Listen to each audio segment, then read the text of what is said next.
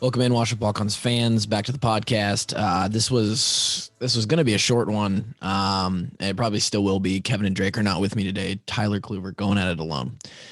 This was going to be a short episode because there's not a lot of content. There's not a lot of Hawkeye stuff going on, and Drake is.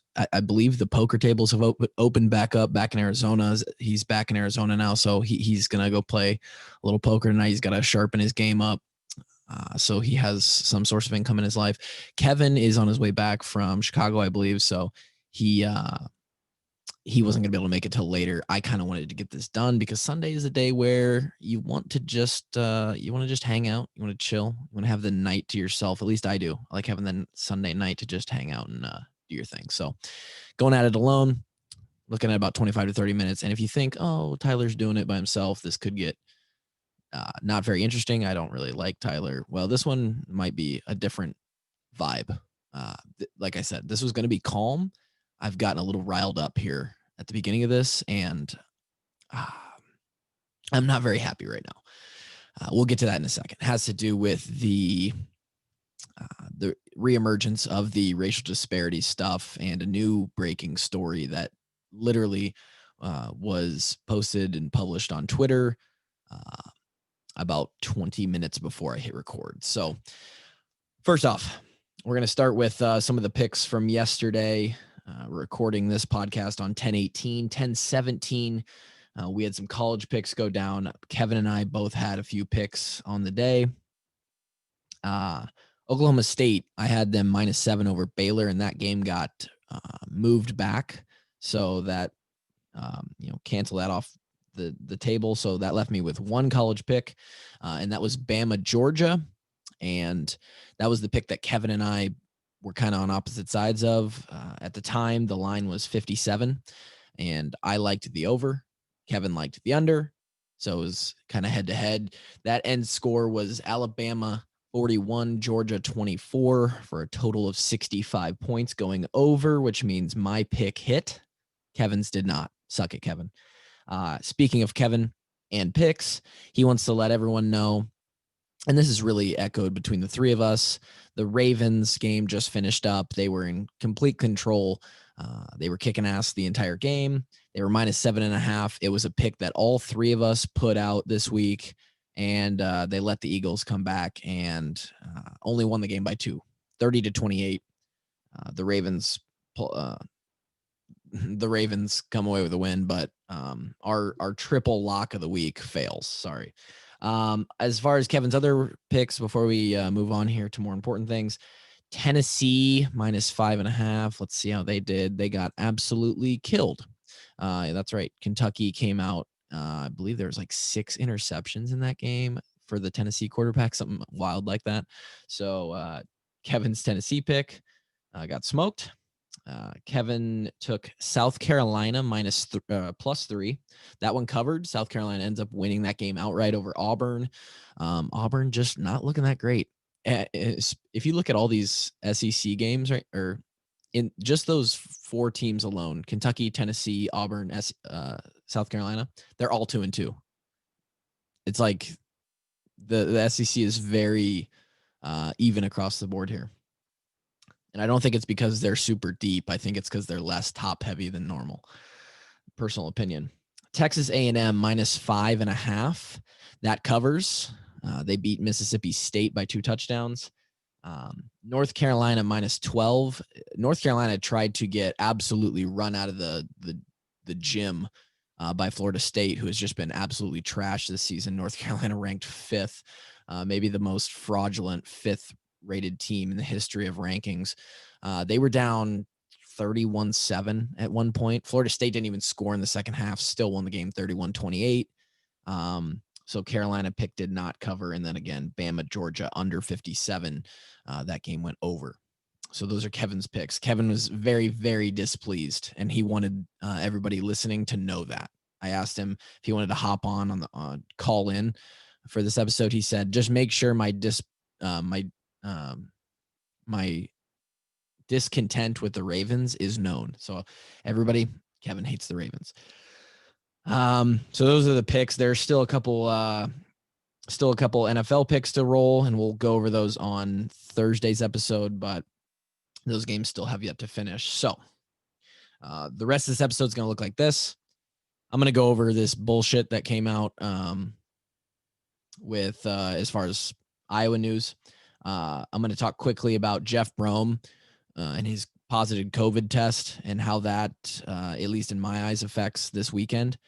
And then I'm going to take just a couple questions from the Walkons account because it's only me today. I'll answer a couple of those. And then we'll circle back to those questions on Thursday when we do our Purdue look ahead. But yeah, so for those that are unaware, I'm sure by the time that this podcast comes out Monday morning, you guys will have had about 16 hours since this story broke. I mean, there's no breaking story here. Essentially, all the stuff that happened this summer with the racial disparity stuff, you know, they went in, everybody came out on Twitter, all the players, 60 plus players came out, said their grievances. They looked into it. Doyle was essentially paid to go away. You know, before today, it would seem that everything was on the up and up. Everything was kind of went about it the right way. And you know, the study found what it found. No other personnel changes were recommended to be made. And we were moving forward. And we had several press conferences since then where, you know, players on the team right now said that things were incredible. They were different than before. The culture and the feel inside the facility is what they want it to be, and that Iowa football is heading in a great direction. Well, today on October 18th, 2020, some of my former teammates, in fact, I believe I played with all 8 of the guys who are named in this lawsuit by some Solomon Simmons firm. I believe I played with all 8 of them, so this is interesting for sure. And I'm not going to name names because I don't want to get into, you know, specific guys and how I feel against, you know, we've come out, the 3 of us have had a couple episodes on a couple of the guys in this, and you know how we feel about a couple of them. I had respect for a few of them, a few of the 8 guys that were mentioned, and that's now gone because this is petty bullshit is what it is. This was taken care of. You know, there was obviously a problem at the University of Iowa, whether you wanted to admit it or not. You know, again, going back to, you know, go listen to episode 123. If there was a pro Doyle guy, you know, someone who was a loyal Doyle follower, it was me and Kevin. You can hear that back in that episode. Not to say that we didn't, you know, that Doyle can do no wrong, because we obviously in that episode went back, and in the episode with James and Jordan Lomax, we said, like, obviously he's an old school coach. We weren't there for every happening and circumstance that went down over the 20 years, over the 5 years that we played there, let alone the 20 years that they've been at Iowa, Coach Ferentz and Coach Doyle. So things could have obviously happened. Clearly, there was some behavior that needed to be fixed or tweaked a little bit to catch up with the times, at least at minimum. And I believe that was done. And well, I mean, I'm not really sure how to present it. I don't want to give it too much attention. Essentially, this is by Chad Leistico from Des Moines Register. 8 former University of Iowa football players seek $20 million. Kirk Ferentz's firing over racial discrimination. They're basically just reemerging the case here, or the whole problem. And you know, back in the summer, 60 some players came out with grievance, right? Or at least made a comment that they were on the side of bringing up issues and trying to move forward. And I after the initial shock and kind of um, getting over some of those remarks that I have been vocal that some of them were just completely not true. Once I got over that and got over a couple teammates of mine, former teammates of mine who uh, had some of the lesser uh, heavy statements that were just kind of piling on for BS reasons. I fully accepted and was happy to see the program move forward, be on the forefront of kind of the social landscape of what's going on just in America right now, and go at it full force and just make things right. But this year, and all of these eight players were a part of that. They all said their piece back then. Um, they are seeking, and let me go down to the part where they have they gave the university a list of demands, and if the demands were not met, they were suing. And so these are the demands: payment. And the only reason I'm bringing this up because I know if Drake and Kevin were here, I know if Drake and Kevin were here, they'd be like, "This doesn't deserve the time of day." But you guys already asked about it in the Watch the Walkons thing, and so I'm going to mention it, and then this will probably we might mention it once more when Kevin and Drake pop back on, but this will be the last time we talk about it because this is just, I mean, it's clear what's going on. Payment of $10 million for the loss of earning capacity, loss of professional opportunities, defamation, pain and suffering, mental conditions, mental anguish, PTSD, humiliation, and overall emotional distress that our clients have incurred. I could say a lot about the claims there. Not to say that some of those aren't experienced by some of the players who had real claims.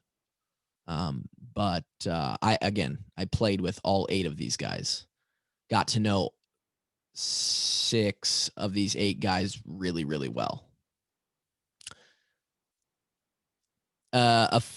Aside from $10 million, another $10 million fund established to compensate the athletes for discrimination and ongoing severe and pervasive acts. I believe that's for other athletes that have been discriminated against. So the 10 million for the 8 athletes, and then 10 million for future athletes or something like that. Payment of the athletes' attorney fees. Seems like if you got 10 million, you could probably pay that, huh? Partner with some Dr. Ibram Kendi or a qualified person acceptable to the athletes to administer anti-racist training. Create and support a permanent senior black male administrator, which I believe Broderick Benz has already, that's been long done. Establish a board of advisors consisting of African-American student athletes. That was already done. Removal of Kirk Ferentz and Brian Ferentz as coaches for the program. Removal of Barta as the athletics director, and then tuition waivers for any of the African-American athletes who attended Iowa during Kirk Ferentz's tenure and did not graduate with a degree. Again, not going to get into it. Not going to get into it. But what I see this as, and again, I'm on the side of my African-American teammates who came out with legitimate claims and were looking to positively change Iowa football. I'm on their side. I do not see any of these this action right here waiting until the day of game week, the Sunday of game week, to release this. They made, I believe, so this demand, the deadline was October 19th, Monday of game week 1. This is a reach for attention that they evidently didn't get enough of. This is a reach for compensation that all 8 of these players think they're entitled to, or think that they lost out on because they weren't given the opportunity to, loss of professional opportunities. which several of these players got professional opportunities after they transferred to somewhere else. Lots of earning capacity. That's an interesting one for me. This is some kind of ploy. I don't know what it is by them, but I find it extremely disrespectful. If you're trying to make the, I truly believe that James Daniels' intent earlier in the summer was to further Iowa football, make them better, make the culture better. I truly believe that. After having him on the podcast, after reading everything, all the articles he was a part of, I truly believe that. I don't believe that's what these 8 guys are after. And I'm sure there will be other people on this other side of this. I'm sure there will be people who disagree and take this as, oh, Kluver's racist. Kluver is victim blaming, all this stuff. Again, I'm not. I'm on their side. As long as they're doing it for the right reason. And I believe that there is a right reason. There were guys who were wronged in the program. And some of these guys might even have some of those, but why are we doing this now? That first, maybe lead in the demands of the program, those 8 or 9 demands, it looks like. Maybe lead with the demands about the anti-racist training and the permanent senior black male administrator and the advisor committee of African-American athletes. Maybe don't lead with that pay us $10 million one. That one kind of hits a little wrong with me. And yeah,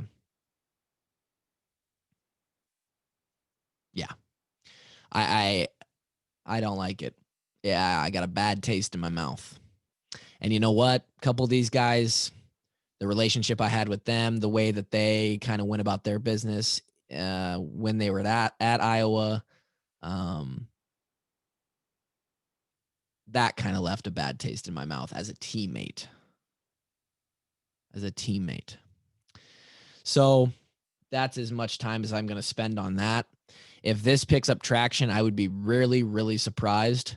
I saw the response was essentially, and this is again from Chad Leistico's article,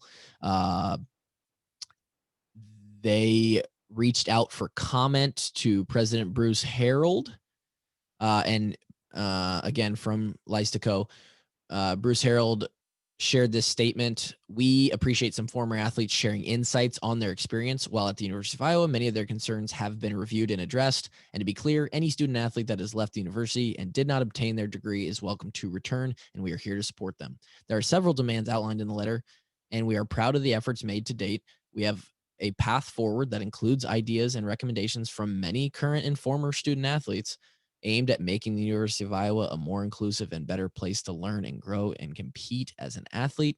However, the university rejects the demands for money and personnel changes. There you go.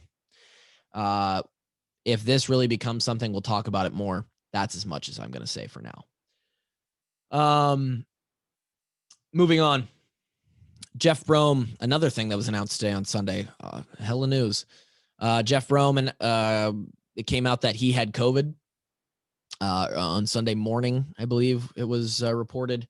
So head coach of the Hawkeyes' first opponent has COVID. Now, we saw something similar to this last week where Nick Saban got COVID. And initially he was positive. He then took another test, and tested negative 3 times. And then within the span of 3 days was essentially like full go again, 100%, nothing changed. I don't know if, excuse me. I don't know if there's got to be preset. I saw on Twitter that the coaches in the Big Ten were to follow a 10-day quarantine, assuming that they tested positive. Athletes 21 days, absurd. First of all, athletes 21 days, coaches 10 days. And so if that's the case, then Jeff Brohm will not be on the sideline when the Hawks go to West Lafayette on Saturday. Now, I don't know if that is reliant upon Brohm taking another test today and getting a negative, and then maybe another one on Monday when this comes out, getting another negative. If he gets a couple negatives that says he doesn't have it, is he allowed to come back? I'm not sure. I'm not sure if if the rules are differing between the SEC and the Big Ten, or if you have one positive test, boom, you popped, you got to do the 10 days, regardless of if you test negative a couple days later. I don't know. What are the implications of that for Purdue, for Iowa? Obviously, you'd rather have the head coach on the field than not, right? He's your head guy. He's the head of the program, head of the snake. Can a team go out with the rest of the staff minus one coach, the head coach, and go win a ball game? Yeah, it's been done before. Is Purdue still a great team, even though that a great team? Who knows if they're a great team? An above average team, a serious opponent that Iowa has to take very, very seriously on Saturday? Absolutely. It doesn't matter if Jeff Brohm's on the field or in attendance or not. I know that I can't speak for what that's going to do to Purdue. I don't know the student athletes there. I don't know how much they're rah-rah for him or maybe not so much for other coaches. I know this, and I'll compare it to if it happened to us at Iowa. If KF, for some reason, was not able to be at the game, some of the teammates, I would like to think that most of the teammates, because usually that's going to be a serious thing. There's a death in the family, or there's a real sickness, or something happens. I would like to think that most of my teammates would like to rally and use that as fire, use that little bit of adversity as motivation. I would like to think that so maybe this is, I wouldn't call it still a good thing for Purdue, but I don't think, like, in no circumstances Jeff Brohm being away from the game going to be a large detriment to Purdue. All right, they still have an offensive coordinator, offensive coaches, defensive coordinator, defensive coaches. They know the game plan. It may be a little more difficult this week, but I guarantee there's going to be a direct Zoom line from Brohm's house to the Purdue facility where he's communicating with them 24/7. And I just, as I'm sitting here, sorry, I paused because I'm getting text messages from teammates about all this shit going down. Purdue's going to be able to come out. They're going to be able to play football. They got players. They got David Bell. They got Rondell Moore. They're going to be fine. It'll be interesting. It'll be interesting. Who knows if he has it? Do other Purdue players have it? Will Purdue players come out positive this week?